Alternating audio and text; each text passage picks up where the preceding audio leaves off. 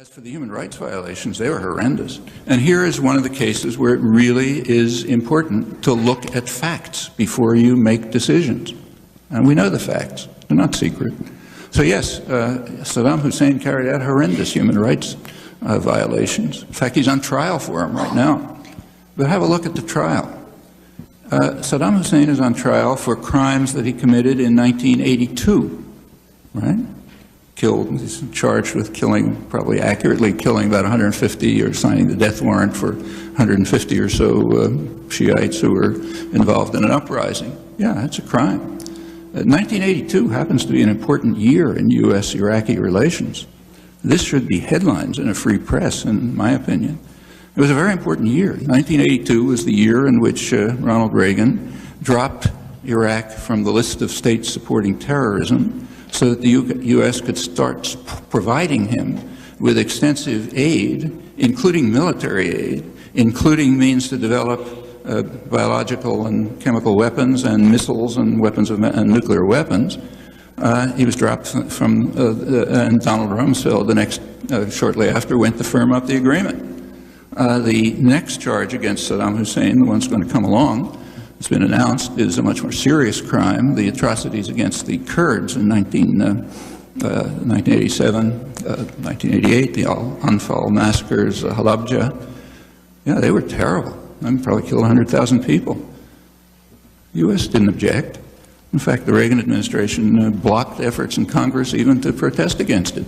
Furthermore, the support for Saddam increased and continued. In fact, Saddam was given an extraordinary privilege, remarkable. I mean, he got away with attacking a U.S. naval vessel and killing 37 soldiers of seamen in 1987. That's pretty astonishing. Nobody can get away with that. But we were supporting, the Reagan administration was so strongly in support of Saddam, right through the worst atrocities, they even let him get away with that.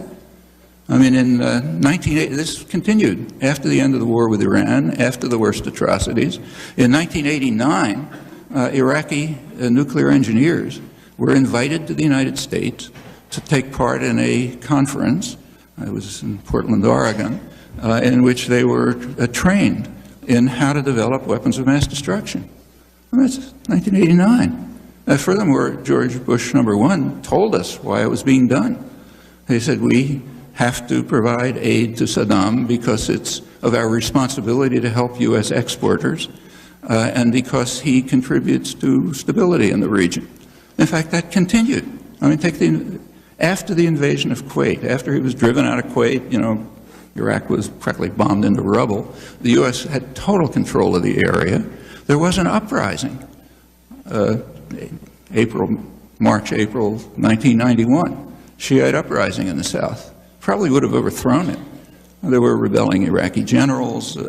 Good chance he would have been overthrown. Well, the Bush administration determined that they would essentially permit Saddam to crush it. They used military helicopters, other armed equipment. They didn't have to do that. That led to a huge massacre. And it was described.